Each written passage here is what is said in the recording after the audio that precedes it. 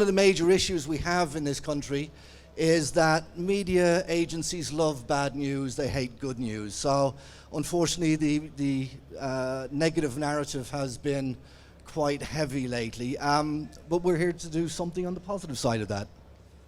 And it's much needed. Thank you. Hi, as Ashley said, I'm Martin Cullip. I'm chair of the new Nicotine Alliance. We're a registered charity, a consumer association, and we're dedicated to advocate for the more availability of safer nicotine products. I mean, that includes obviously e-cigarettes mostly, but also products such as snus, heated tobacco, and things that are much lower in risk than cigarettes. We're seeing a threat from what's happening in the US currently, as John said, poor media around it, and so we're happy to support this campaign. We will have our own separate campaign launching in the next couple of weeks on the same subject, because it is a serious threat which we're hoping to discuss here, and we all have to do our bit, and consumers most especially. Hello. My name's Dan Marchant. I'm one of the co-owners of VapeBase. It's a big distribution company, as you know. Why am I here? Why am I talking? Well, we get tarred with the same brush as big tobacco quite often. And what I'm seeing at the moment, we've got thousands of accounts. On average, they seem to be about 30% down over the last couple of months. And this is a very serious problem, because if we look at the latest ASH figures, there was 3.6 million vapers at the start of September. The problem you've got is if everybody's about 30% down, that kind of the easy correlation there is that there could be 1.2 million vapers who've gone back to smoking because of this news. And it's a fucking outrage. We're not big tobacco. Yeah, we are, I started vaping 6 years ago. I was a smoker. I used it to change my life. I'm a huge advocate for the harm reduction abilities of this product. And to think that the scare stories and the misinformation are driving people back to a habit that we know will kill half of them is an outrage. And I think we need to come together as an industry and do everything we can to try and correct this. Our reputation's been, destroyed in the matter of hours, really. And it's taken years to build it up. And we've taken 10 steps backwards, and we have to now try and build that reputation back again and push the correct information out. And we don't have the support of the media. They don't want to print stories that are positive, because it doesn't sell advertising, it doesn't sell papers. So it's down to us now. Yes. So, over the last few months in the U.S., city by county by state, federally, we've been dealing with nothing but not only flavor bans, but with the regulations. And I've personally been meeting with Los Angeles County officials. We went with the Vaper Technology Association and took meetings on the Hill. Now, of course, we're giving them viable solutions, right? We're trying to make it 21 and up, harsher restrictions as far as online, put a point of sale system at every single counter so that, for the 21 and up shops, it's a second age verification. No advertising on the front of the stores. We're trying to give them viable options. What are some suggestions that you could have for the U.S. of different ways that moving forward, where is our tipping point of where can we be solutions based, and what are we not doing? What are we missing? Well, I think one of the challenges that the US market has is their view on nicotine itself. Over here, we're very lucky that regulators have separated smoking from nicotine consumption, so that they're targeting people who are smoking here, and nicotine consumption, that's fine, it doesn't cause cancer, it's, in the most part, it's not an issue. Because in the US we consider e-liquid a tobacco product, even though there's no tobacco in it. Correct. I think the other big issue that you're facing over there is this overinflated youth vaping epidemic. Let's talk about that. So, and because epidemic is such a heavy word, right? Yep. Now, if we look across, statistically in the U.S., and I'm just Southern California, if I think of some of the numbers, we've got about 35% of teens, and also this is up to 18. So we're thinking, I think it's 14 to 18 that they pool these people. 35% drink alcohol. 15% have undiagnosed mental health issues, which I think is worth noting. 30% have potentially used types of cannabis products, and then I think it's about 10 to 13% have used vaping products. But we don't know, and we can't get our hands on these stats because when they say vaping, we can't be sure it's nicotine vaping or if it's THC vaping. So that right there is a big issue. But so touching on that with the epidemic, how do you view that from over here? Because I don't see an epidemic here in the UK. I don't have any. I've never had problems internationally. So obviously I know, but tell me, what are we doing wrong over there? Well, one of the things you've got to look at, as you said, they're not making these numbers really clear and open. But I agree. What we're seeing there is they're looking at normal use as being, have you tried a vaping device in the last 30 days? Whereas here we look at is if you've used a device every week, then you're a regular user. Over there it's once every 30 days. So for me, that's normal teen use. That's trial. That makes sense, right? It makes sense. They do it with alcohol. They do it with other things. I agree. Cannabis is a big thing over there. Again, we don't know how many of those vapors are using cannabis products versus tobacco. But if you look at the numbers here, we have about 1.6% of young people vaping here.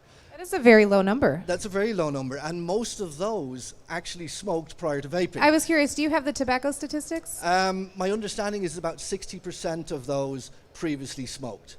So we've got very, very low numbers. But again, I think that's because the government here has been pushing vaping as a safer alternative or less harmful alternative to smoking. So for young people, there isn't that panache to try it, to rebel and do something that you'd be told is bad for you. And one thing I noticed is if you take a look at Juul's share of market, for instance, when the FDA started pushing this, they were about 52-53% market share. Now they're 70-odd%. So the FDA is doing a very good job of pushing Juul, in my mind, for free advertising. Interesting observation. I think John's right there. It's in this country, it's seen that e-cigarettes are used in, are shown in the Stoptober campaign and things like that. So they're seen as a smoking cessation product by the government. That's good in some respects, but bad in others, because when these threats come from America, people who would like to see e-cigarettes solely as a medicinal product, this gives them a chance to get their agenda going. I mean, on the 15th of this month, the Victoria Derbyshire show had an MP on there, Glyn Davis, who came out and said we need to examine the sale of flavoured nicotine products. Now, this wouldn't have come about if it wasn't what's happening in the US and all the media headlines that have come out of that. So, a lot of legislators and a lot of public health professionals can't understand why all these products should not be medicinal products. That's what they want. They don't see any reason why they shouldn't be. And they say everything would be solved. You could prescribe them, you could advertise them, everything would be fine if only you made them medicinal products, which means they don't really understand the products at all. They don't understand the attraction or anything like that. So, we as the NNA go in and we talk to MPs, we talk to policymakers quite a lot and try and get across to them that flavours are very important. And people aren't sick when they're smoking. They don't see themselves as sick. They don't want to go to a clinic.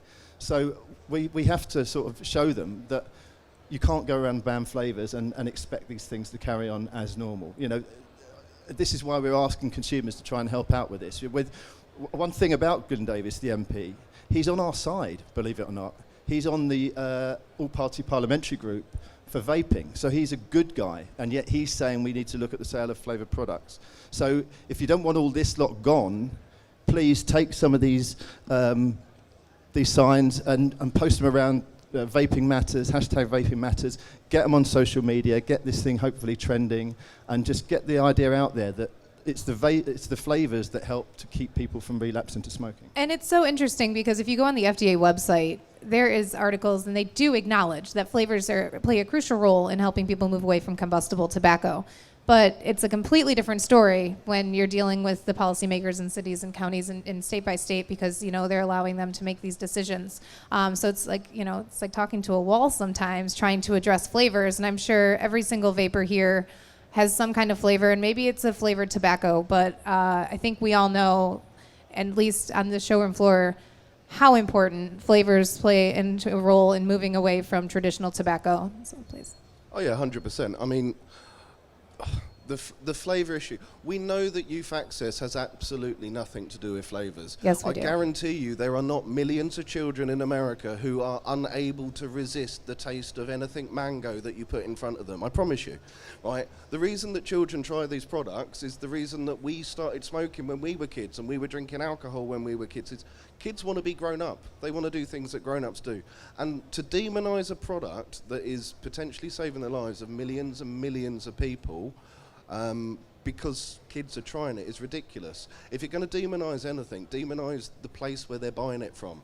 Demonise the retailers or the friends or the brothers or the people that are giving them these products. This is where the issue lies. We don't have enforcement and on a large scale about the brick and mortar stores, the online stores. There was a thing that Trading Standards did recently, and obviously on that same Victoria Derbyshire programme it was, oh God, 40%. But when you talk to the guy from Trading Standards, he goes, well, yeah, this pretty much matches up to the same problems we have with tobacco and with alcohol, and with pornography and knives and acid and all the other age-restricted products out there. This isn't a problem with the product, this is a problem with retail. And obviously there's a lot of retailers in this room. I'm one of them. And we need to be incredibly careful about our age verification processes. If we don't let the children get hold of the products, they're not using the products. You know, we also have, you know, the extra added bonus that we only have a 20 milligram limit, which when it first came in, you know, we weren't very pleased about. But actually, we look back now and think, thank fuck for that, because we know that a lot of the reason that the kids are getting into these products in the States is that 50, 60 milligrams of nicotine, when you're a smaller body mass, you haven't built up a nicotine tolerance, it's a little brief head high. Now, I'm not saying that those products are not good for adult smokers, but you can understand why the children are getting into them and not the big, you know, 3 milligram, you know, cloud chasing mods. They're easy, they're discreet, and they make you feel all funny. Like when we first started smoking, you'd smoke a fag and you'd get a little buzz, wouldn't you? It's the same thing. Kids haven't changed. But what we need to do is, we're not in 1975 or 1982 anymore. People don't want kids using these products. We especially don't want kids using this product because it undermines all the good that we're doing for adult smokers out there. And it's down to us. It's if we are as strict as we can possibly be, we're going to keep those numbers down below the 2% mark, and we really need to do that.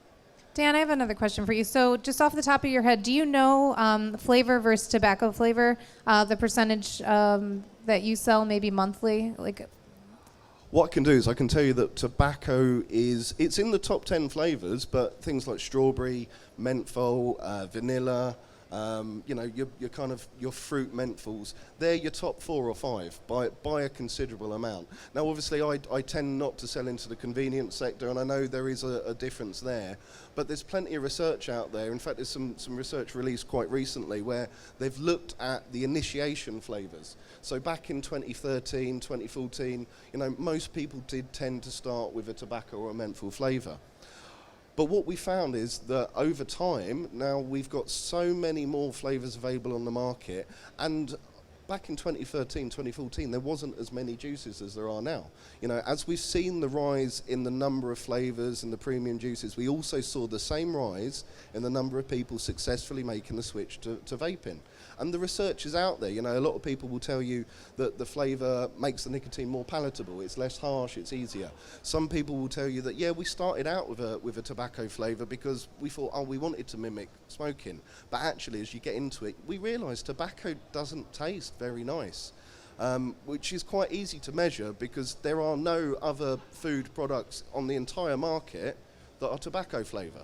If tobacco was a nice flavour, we'd be going out buying, oh, yeah, nice tobacco flavoured drink. That's great, isn't it? But it's not. It tastes like shit.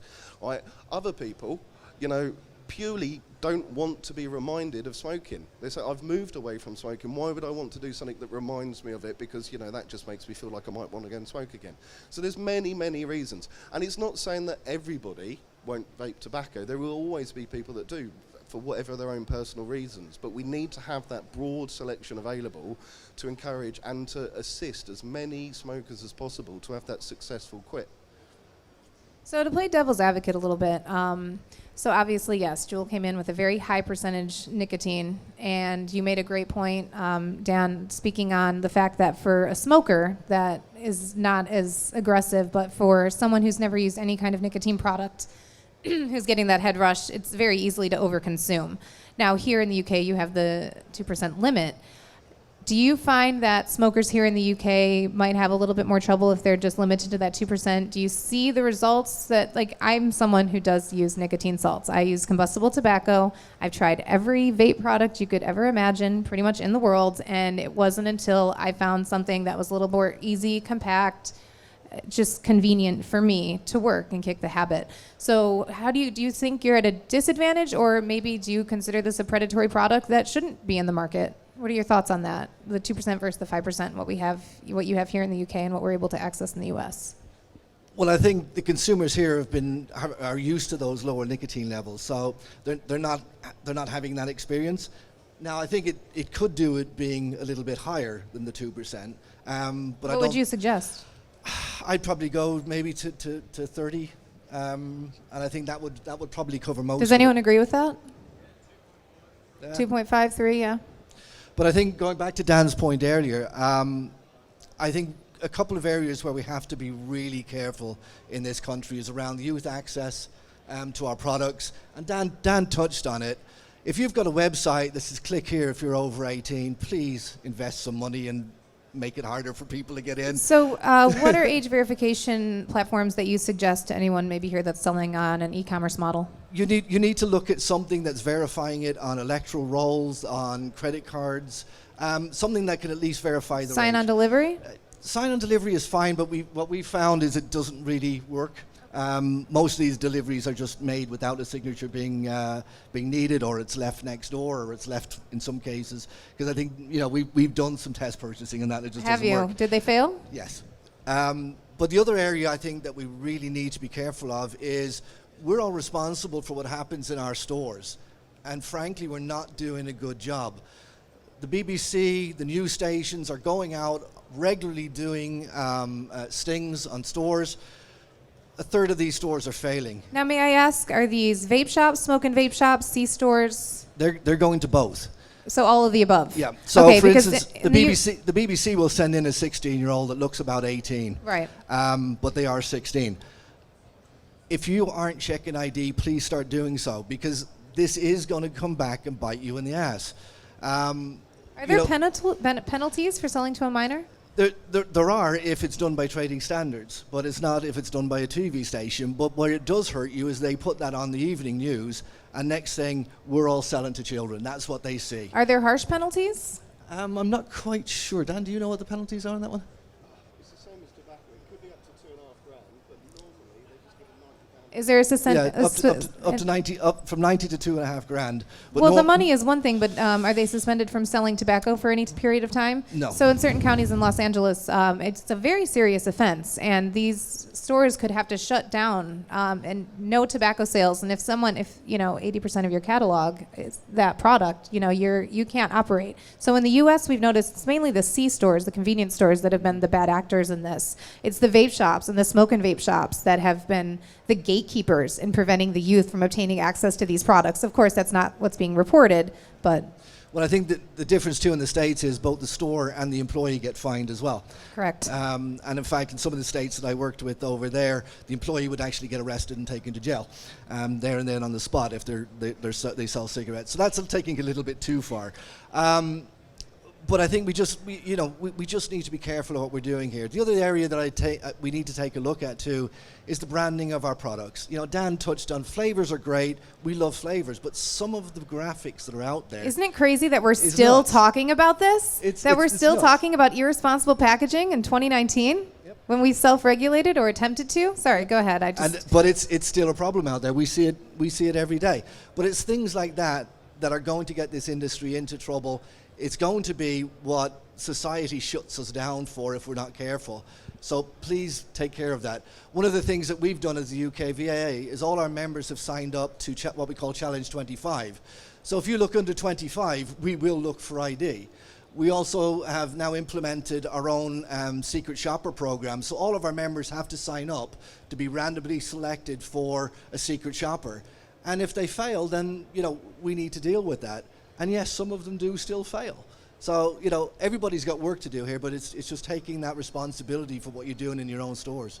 So, Dan, and I'm curious, when you're deciding on products to bring in, I mean, labeling and responsible packaging and marketing, is that something that you look at? Yeah, it is. It is to a point. But the problem you've got is one person in a market doesn't change a market. Now, I'm going to be really honest. I don't believe that any kid is going out and buying a product because it's got a picture of a bunny rabbit on it, right? To be completely honest, you know, the kids that are buying these products are doing it to try and look more adult. So they don't, you know, but these are the things that grab headlines. These are the things that will be used against us in the long run to tell you you're trying to attract children to use your products, right? Nobody wants that headline. You know in your heart of hearts you're creating a product intended for adults to help someone stop smoking. And it's a bloody good thing to do. But don't give them the fuel to the fire. Don't allow them to turn around and say, well, look, you put this cartoon character on the front. Obviously, you want children to use it, don't you? Right? It's counterproductive, and it is going to become more and more the narrative. Unfortunately, we have seen, what's her name, Sally Davis, the ex-chief medical officer, spouting on about, oh, I think we should do flavour bans like the US. We did see what is it with people called Davies? Glyn Davies, the MP, saying the same thing. Unfortunately, they will pick up on what's happening in the States. They run with it. Obviously, the States have got a problem. We could have a problem too. Oh, God, I've seen this thing on the BBC. Children are buying vape products. We're in a terrible situation. We need to do everything we can to protect ourselves. But it's got to take the whole industry. Because, you know, one shop can take products off the shelf. Sometimes all you're doing is doing yourself a disfavour because actually the consumers want that product. It's a great flavour, it's a great product, and it's helping them stay off from smoking. And as a retailer, you have to weigh that up. If your customers that you know are over 18, are ex-smokers, are using that product, then it's still a viable product. But it's the comeback that we're going to have on this, maybe 5, 6, 7 months, who knows when it will come, but it will bite us in the backside much the same way it's biting everyone in the US in the backside. All right, I want to ask a question, and it's a little sensitive. So you've been to this show before, right? Okay, so, and I love this show, but we have a bit of a reputation here. Of course, our consumers are very passionate and get very excited, but obviously it's a giveaway-heavy show. Everyone who's seen the consumer days, like, we know what happens on the main stage. We try to touch on advocacy, but it's really about just getting product in people's hands. Do you find that to be problematic, and what can we do moving forward to improve and continue this conversation and making, you know, really making allies of the consumers and pushing this narrative? Because at this point, we need every voice that we can get. It's not just the industry professionals. We need the consumers speaking on behalf, especially the UK consumers, who I find to be pretty educated when it comes, even just as a hobbyist vapor, in the narrative of vaping. So what can we do better as a show moving forward? I would say, to start off with, that you know, we just say it. Be honest. We talk a lot to. I want to hear what you talk about behind closed doors. We talk a lot to public health groups, and we know that they've been to these events, and we know that in the past they've had no problem with it. But that's not a reason to say that they won't change their minds in the future. There's this thing about what Dan and John both said about kids getting hold of e-cigarettes and then it being on the BBC Evening News. I mean, that makes us go, oh, here we go again, because we talk to politicians, we talk to policymakers, we talk to public health, and you just think you're getting somewhere, and then this big publicity comes out, and then you're getting questions saying, but these kids are getting hold of them. And no politician wants to defend an industry that looks like it's selling to children. It's a tough one. It's a tough one to fight. So it just knocks us back, and then we have to just rebuild over and over again. So I don't think there's anything wrong with these things. Some people don't like them, but I think, you know, it's a niche in the market, and it, you know, like you said, I don't think kids buy because of the packaging. They like to be older, but at the same point, you need to defend this industry by making sure the kids don't get it, because if that happens, the publicity comes out, and then people are starting to call for all this to be scrapped, and no one wants to see that. So it takes a lot of responsibility from all sides to make sure it doesn't happen. Well, how do we do a better job of promoting and supporting the good actors in this industry? Well, I think one of the things about shows like this is it's a certain segment of the industry. But we've got to remember that there's an awful lot of consumers out there that don't go to vape shows that vape. But one of the challenges that we have, especially when we're in front of the media, is they pull out a picture of somebody blowing big clouds and go, that's not socially acceptable. Which is usually when I pull out a smaller pod system and go, you won't even notice if I'm using this. But that's what they see. They see this youthful appearance to the industry, and I think that's not helping. But I think the other thing that we need to really understand is we're trying to convince the 7 million people that are still smoking to use this product. So we need to give them a more fact-based approach, a more fact-based message than, oh, look at this fruity flavor that I can blow big clouds from. So I think we just need to be careful of the tone that we use in our advertising and our messaging to try and convince those 7 million people that this is a good thing for them to do. I agree with you. Dan, did you want to comment, or are you good? Oh, yeah, I think you covered Okay. it pretty well. So this is something, obviously, that we're dealing with in the U.S., and you have a much different situation here, but I do want to address it. Of course, the Center for Disease Control has taken their time in truly addressing a lot of these lung disease concerns. Now, the first week it started with 5 people, and then it was 7, and then someone died, and it's absolutely awful. But it took months for them to truly acknowledge the root cause of what we're dealing with. And at this point, as of today, it is so convoluted because it's coming from every angle. There was a nicotine circumstance where someone had a pre-existing condition. Now, of course, we have the tainted, unregulated, unlicensed THC cartridges, which are rampant throughout the U.S. But if you look at the numbers, and there is a demographic there of the type of person that is falling ill to these causes. But now we have a reputable CBD company that has turned around and used synthetics and has caused harm to people. So now we have 3 different industries looking at one another and pointing blame.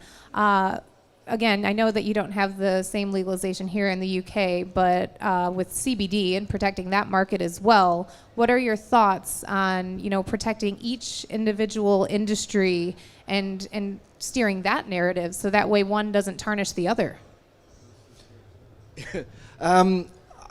I think what the CBD, or the CDA and the FDA have done in the US is diabolical. Oh, the CDC, yeah. Or the CDC, sorry. I think I looked at the numbers this morning, and now it's 94% that it's this illegal THC based products. And they knew that from day one. Oh, they knew it back in August. They knew this. But I think what's happening in the US is you've got so many different factions that have their purse strings involved in this. And the one that most people here don't understand is the MSA payments. You want to talk about the master settlement agreement? I love the master settlement Sure. agreement. Why don't you tell? I mean, let's talk about that. Right. For most of you that don't know about it, it's a $246 billion cherry that's been dangled in front of the states since 1994, and it was a payment the tobacco companies made basically for states to go away and leave them alone. They were going through lawsuits and would have had to post a $100 billion cash bond to take it to the Supreme Court. Cigarettes are killing so many Americans. Exactly. But just to remind everyone, our public healthcare system, we have our patients are customers. So yeah, it's a little different than how you guys deal with health here. Yeah, I think you've got 4 corporations in the US that own the entire healthcare system. Absolutely ridiculous. But anyway, so these payments are being made on cigarette volume. So this is over and above any taxes that they receive. Because now, the government makes money on every single cigarette sold. They make the most money on every single cigarette. So, so like for instance, when a shipment of cigarettes leaves Philip Morris's depot, for instance, the federal government gets something like $500 million posted directly into their bank account. But anyway, what happened in 2008, 2009, we had a financial crash in the US, which made it extremely difficult for states to borrow money. So a few states came up with this bright idea to sell 10-year bonds based on their MSA payments and their future MSA payments. And that worked fine for a few years. Because cigarettes were still selling. Cigarettes were still selling and selling relatively at the same volume. Now, along comes this thing called electronic cigarettes, and all of a sudden, tobacco volumes in the US decline and decline rapidly. So they go from about a 0.5% to 1% decline up to 3, 4, 5%. Nobody expected that, but unfortunately now these 10-year bonds have either come to be repaid or come up for repayment this year. The states don't have the money. So what they need to do is get America smoking again. And I think this is where some of this pressure to ban vaping is coming in. If you look at the states that have pushed so quickly and the hardest are the ones that took out the most bonds. Funny enough, it happens California, to New York, and California. So, there's lots of different things in there. The other thing you need to look at is the decline in the sale of patches, gums, which are all made by our friends from Big Pharma. Exactly. And we even noticed this, 2 years ago when we started doing our Vaping Awareness Month here. The first letter that we got 24 hours before we launched was from Johnson & Johnson. It was an 8-page letter telling us all of the things that we couldn't do with advertising that. Needless to say, we ignored it and just did it anyway. Why would Johnson & Johnson send you a letter? Because they decided that most of the things that we were doing were contravening the TPD regulations around advertising of vaping products. But we're a trade organization. So we weren't pushing a single product, we were pushing the concept of vaping as a safer alternative. And we stuck to very closely to the quotes from public health and those from our health bodies. So we knew there was nothing we could get into trouble for. But we were lucky in two ways. We had our politicians decided that they wanted to kick it off. So I think Johnson & Johnson got a bit annoyed that we were going to have several politicians outside Parliament holding up a big banner talking about vaping, which was fantastic. And maybe you could tell me a little bit of this, because in America we buy our politicians. I don't know if you've seen the actor we have as our president.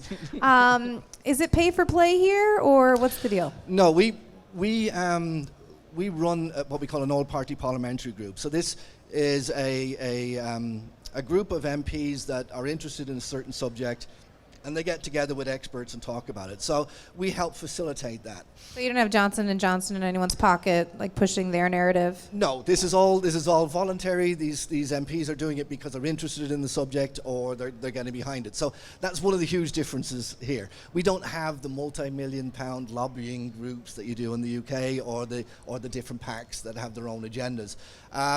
So the MPs here that are behind vaping are behind it because they actually believe in it. And that's one of the things that we try and do as an organization, is protect that goodwill. And again, when something happens in the press, the first thing they do is call us and say, what are you guys doing about this? And that's where, youth prevention, the imagery we use, they are concerned about that. And that's what they came to us and said, what are you guys doing to offset that? But I think there's just so many things at play in the US that have absolutely nothing to do with the health message about this, that luckily we don't have going on in this country. You want to end that, guys? I'd just say that this is why this campaign and our campaign, which is going to be called Trust Vaping in the next couple of weeks, are very important, because as John said, policymakers can be nervous about this. But I'd like to remind all of you that back in 2010, the government here was threatening to ban e-cigarettes within 21 days. And the only thing that stopped them was thousands of vapers writing to the consultation and telling their stories and saying, leave these things alone.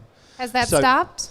Well, this was a specific consultation. Okay. But they had to listen to that. So, there's lots of consumers probably think everything's fine in this country, there's no problem, it's all happened in the US, our government trusts us, our government loves us. But that can change just like that. So all of these threats coming in, all of these people talking about maybe banning flavours, the most powerful people in this whole debate are consumers. So please make yourself heard, use the hashtags, get them on Instagram, get them on Facebook, get them on Twitter, wherever social media you can get them on, and get a big message out there. Leave the flavours alone, leave our e-cigarettes alone.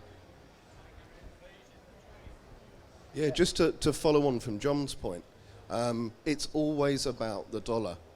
If this was genuinely about public health, the narrative would be very different.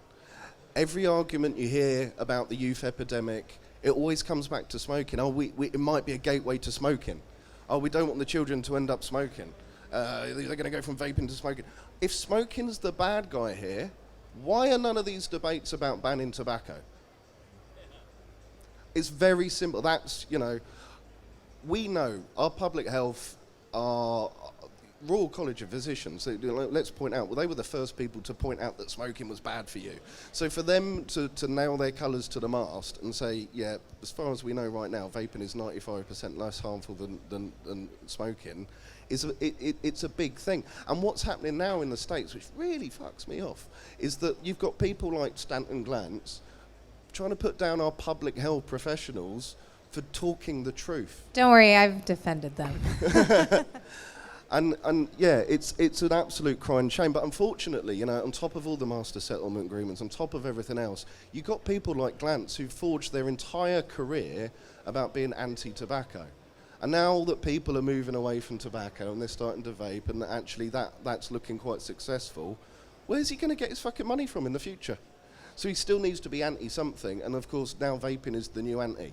So, it's this horrible circle. But if it was really about public health, we'd be talking about the truth, we'd be talking about the facts, and we'd be getting the narrative back to the fact that smoking kills 50% of the people that do it. And we're letting this narrative change here, where we should be talking about the benefits of vaping and the negative aspects of smoking. We find ourselves trying to desperately cling to defend vaping and to defend, the fact it's for adults and kids shouldn't have it, etc. And that focus shifts away from the fact that vaping is 95% less harmful than smoking.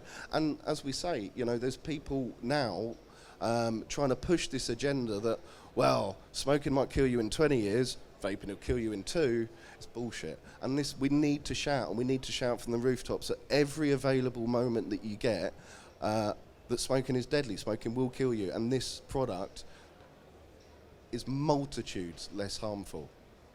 So it's disheartening to see this across the board, because obviously being in the U.S. and in California, I've been bombarded with it every single day. It's a new article, it's a new post. You got the president tweeting about it, and so I look to our international neighbors, specifically you here in the U.K., for intelligence and guidance and understanding.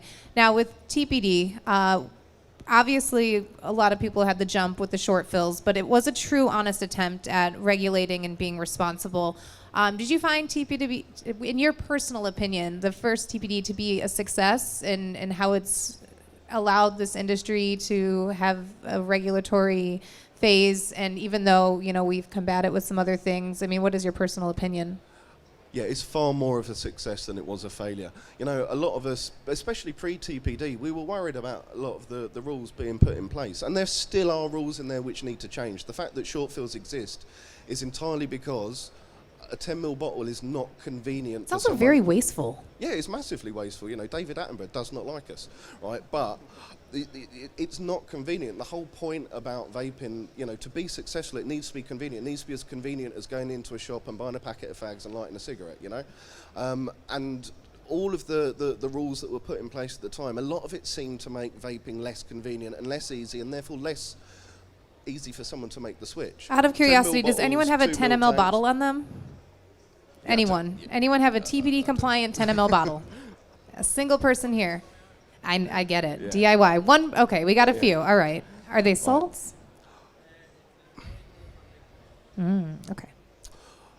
But on the back of all of that, what we did get was we got a great regulatory position where all of our products were tested. They've gone through the toxicological information. We've got the dossier. Everything's registered, etc., etc. And we can be incredibly confident about what is in those products. And even short fills are still covered by general product safety regulations. Yeah, they all go through emission testing, right? And toxicology reports, everything. Yeah, and they're supposed to, correct. It is a loophole, okay? And we do know that there are people who probably are still mixing shit in bathtubs, etc., etc. But the is that really still happening here? Yeah, well, there's little pockets in Manchester potentially and all the rest of it. But forget about that side of things for the moment, right? The point is that when you're buying your products and you're buying them off of a reputable manufacturer, you've got your MSDS sheets, you've got your emission tests. We've created a position where we can genuinely say to our customers, we know what's in this product, we know that it's safe, it's been tested, you're not going to have any problems. And that has come through the regulations. So no, they're not perfect, but I would rather be sitting here now with them and in the position that we are now than unfortunately being in the position in the States where they talked about regulations 3 years ago and you're still waiting for some guidance on what the hell you're actually supposed to do to get through them. Yeah, it's mind-numbing when you sit across from a politician and they sit there and look you in the eyes and say, we don't know what's in this. I said, we do know what's in this. I'd say I agree. About the TPD, we fought against it a lot around the time it came out. What were you fighting against? Just Well, I mean, originally it was really draconian. They were talking about having a maximum limit of 4 milligrams for the nicotine, for example. So what came out, although we did have a lot of gripes about it at the time, looking back, I mean, at the time, I remember we spoke to a certain person in public, quite influential, I won't mention the person's name, but they said, this TPD can help me go to the WHO and say, this is how regulation can work. And at the time, we thought that was just balderdash, But sorry, I'm not from here. What's the WHO? World Health Organization. Oh, there we go. Who are very anti-vaping. But it's true that, people who are on our side from public health can talk to the WHO and say, well, look what's happened in the UK. Look what's happened in Europe. So there are many things that it's been very useful for. We've still got gripes about the 20 milligram limit. Is there a lot of kickback from that? No, we had a bit of fun with it a while ago because Action on Smoking on Health came out and they said we've done a survey and only 9% of vapers use more than 20 milligrams when the TPD came out, and we crunched the figures and found out that was about 200,000 people. So we put out a press release saying, so Ash obviously don't care about 200,000 people who It's funny how they play with numbers like that, right? So we still think that can go up higher. Like the gentleman over there said, 24, maybe 30 would be something that would be more attractive to smokers. And the bottles have got to go, 10 millibit. They've caused more problems than they've solved. But they haven't solved any problem. But apart from that, it's generally something that we can point to. And when we have people saying things against vaping, we can say, look at the regulations. These regulations are working. And other countries look at us and think they've got it right. So in hindsight, there are, like Dan said, more successes than failures. Yeah, I think I agree with everything that's been said. I think now we're starting to see the benefits of it when people are pointing to the UK and going, you see what reasonable regulation looks like and how it's saving us. So I think that's been a buffer for us in these issues that we're having right now. But rest assured, I don't think we've seen the last of regulation, and I think we'll probably see more on the safety aspects of our products. So it wouldn't surprise me if we don't see the registration of short fills coming down the line. I think, we shouldn't resist that. I think that's a good thing because it's going back to your point earlier on. It's proving what's in our products. We're proving that these products are safer to use. So we shouldn't resist that. I think you'll also probably see, I'd say within the next year or so, you'll probably see the licensing of vape stores. And I think what that will do is it will give us more credibility, I think, on the high street and more credibility with our policymakers to say there are some things in place to make sure retailers are following a set criteria around safety, around youth prevention. So I wouldn't be surprised if we don't see a push for that. The good thing is, and a lot of this comes from the evidence that we gave to the Science and Technology Committee, there is a push to get rid of 10 ml bottles. They don't make sense to anybody. They fly in the face of the government's single-use plastic initiatives. Yeah, I was curious. It's not normal in the U.S., so I want to ask for vape shops here to have any kind of recycling program? There's very, very little recycling done. Because it's got nicotine in it, it's very hard to recycle. But there's also pushes to do recyclable bottles. All that fun stuff is happening in the background with some companies. But the biggest issue I think that we have in this country is around advertising. And one of the challenges that we found when we came to do our Facts Not Fiction press release, we went to the papers and said, this is what we want to do. We're a trade association. They went, no, TPD says you can't do it. I said, but we're not pushing a product. We're pushing facts, not fiction. We had to go through 4 different sets of lawyers. We had the ASA saying that they wouldn't sign off on it, so most of the major newspapers wouldn't do it. So we were lucky. We got the Metro to do it nationwide for us. And the BBC caught wind of it and did a little piece on that. It ran on the morning news from 6 o'clock in the morning till 9 a.m. every half hour. Did anyone see it? That the UK VIA was pushing out this print media campaign. It was seen by 6.2 million people. Now all of the press companies are coming to us going, oh, can we have a bit of this action now? We don't care if the ASA will prove it. You know, so we have to push these boundaries, but we've got to do it in a sensible and reasonable way. Otherwise, we're going to be in trouble. So I want to talk a little bit about some innovative technology that I've noticed. In America, we're going through pre-market authorization, the PMTA process, and earlier in the year, IQOS passed PMTA. I see it often here in Europe, but we're finally seeing the effects in the States. Now here we have something that's readily available, and unfortunately, as some states and cities are having to deal with, shops are having to wipe their shelves clean, which is devastating to watch. But it makes plenty of room for products like this that are approved by the FDA. I would love your opinion on products like the IQOS. Well, the NNA might be different from lots of people here because we I want your opinion. We encourage all safer nicotine products, so we don't have a problem with IQOS or snus or anything else. If it's, I don't think it goes a little bit backwards. If it considerably reduces harm from smoking, then we're generally in favour of it. So, but that's because we are tobacco harm reduction rather than just vaping. Some we talk to a lot of European consumer associations, and some of them don't want anything to do with anything that comes from tobacco company because they're purely vaping. Right. I mean, it's heat, not burn, but is reduction. it really that much more significant? I think it's considerable. I think that the Committee on Toxicology said it's something like 50 to 90% safer. So it's in its early years, and in places like Japan, Korea, places like that, it's having massive success. Oh yeah, I see it all over Russia. Now, not just those, but I've also seen, when I was here in May, a company from Manchester on stage had brought, it's the same type of battery device, except these are not rechargeable. They're totally disposable, which breaks my heart. But they're the filters that absorb the e-liquid. What are your thoughts on that? Is there testing on that? Are those safe? What are we looking at? Well, I think from my opinion, it's all part of a smoker's journey into something different. Now, to me, I agree with Martin. It's whatever works best for them.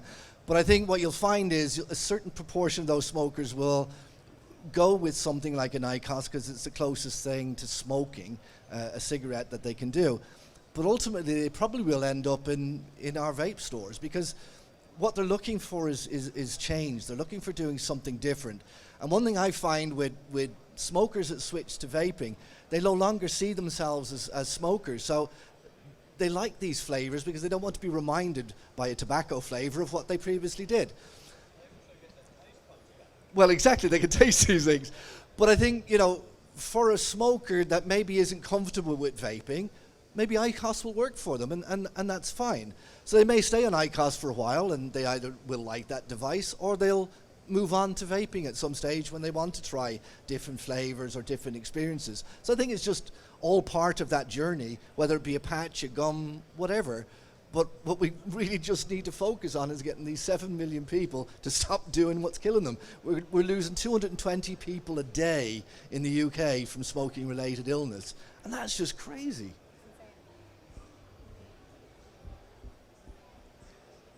I'm not going to talk about IQOS. Why?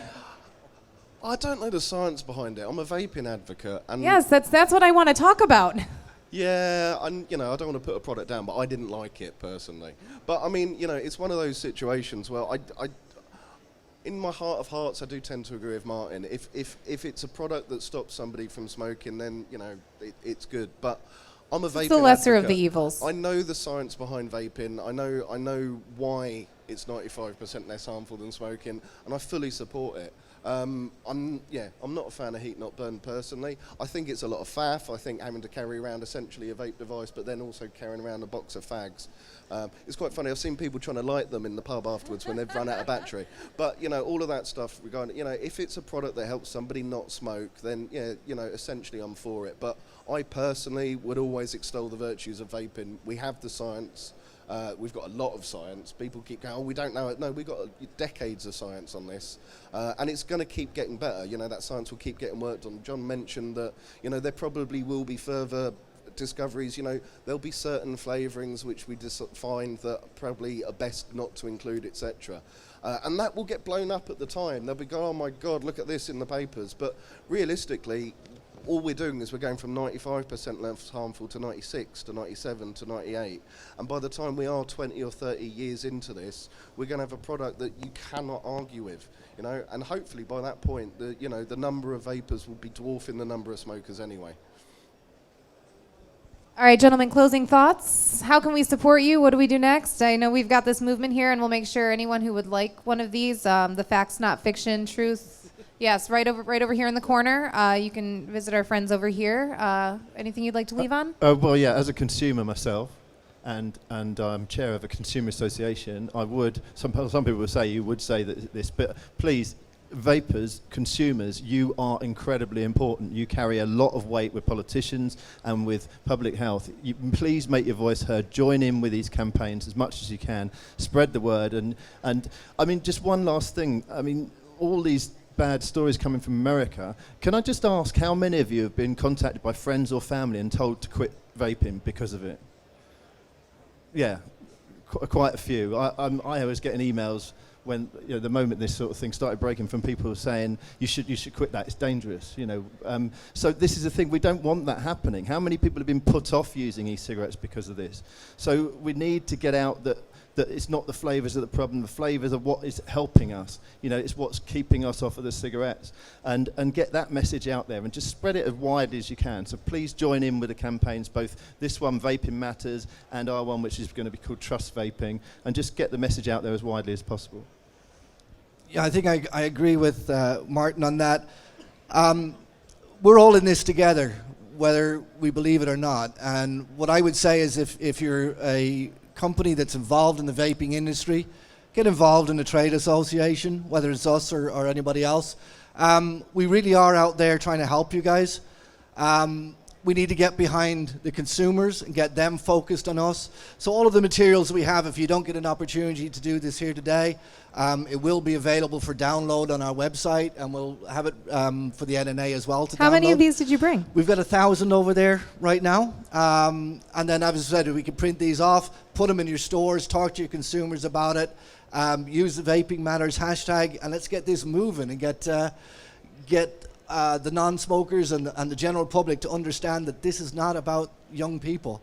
One of the things that we've got on there is how old am I, right? I want to see people my age getting involved in this and telling their story of how many years they've smoked and how vaping got them off and what flavour got you off, right? Flavours are here for adults, so let's tell the people about it. Absolutely. And obviously the last thing I'm going to say is it's related. Now, what we really need here is we need a public health campaign. We need to get that message out to the vapers who've moved back to smoking, to the smokers who were considering switching to vaping, who've now been put off by these scare stories, etc. And that needs to come from our public health bodies. And we, as an association, as an industry, we can talk to these guys all day long. There's always that worry from their point of view that, well, you're an industry. Of course you want us to do this. You've got a financial benefit to it. What we need is we need consumers to be writing to Public Health England and to the Department of Health and to the MHRA and telling them we need you to tell the public the truth here. Like, they're holding back. They know, Martin will come out and do fantastic interviews, the guy from Public Health England, but they're not putting out a coordinated campaign just yet. And that's the only way that we're really going to be able to counteract all this negativity in the media. It's the only way we're going to be able to push those truthful facts out there. They're not going to be told they can't put adverts in newspapers, right, like we are. So again, just as when the NNA and several other groups were campaigning against the medicinal regulation of these products, when we were campaigning against some of the initial problems with the TPD, we were told that facts and figures go a long way, but personal stories go so much further to a politician, right? And if they get hundreds or thousands of letters or emails coming through, you know, telling them your experiences, how you feel, or the problems that you're seeing. Even if you know people who have gone back to smoking, ask them to write the letters to say, I was vaping, I've gone back to smoking because of this news. And we need to put the pressure on them to actually work for the good of public health. Of course. Just a one-sentence thing on that. When we were fighting against the TPD, what swayed it was MEPs were saying they'd never had as many letters on a subject as they had about vaping. And that's what changed it. That's what stopped the 4 milligram limit on the nicotine. It's what stopped only being allowed as medicinal products and things like that. It was the amount of vapors writing to their MEP who had never had that level of correspondence before. There were so many people that tweeted that they were actually accusing bots of being responsible in the U.S., and they just couldn't believe that that many vapors would be pro-vaping. So, and they tried to do an article on it, and they made the mistake of finding a lady in vaping who looked at the bots, the accused accounts, and she's like, I know every single one of these people. Like, these are all real people. Well, gentlemen, Dan Marchant, Managing Director of VapeBase. Of course, we have a new Nicotine Alliance. Thank you so much, Martin Cullip. And John Dunne, Director of UK Vaping Industry Association. We appreciate your time and educating us. Let's keep this conversation going. Hashtag Vaping Matters and Trust Vaping. You can visit them right over there in the corner. Get yourself one of these, fill it out, blast it everywhere. We got to do what we can do, and we'll do it united. All right, thank you. We have our next speakers coming up soon. But yes, let's give it up for these gentlemen. So, such a lovely, eloquent job.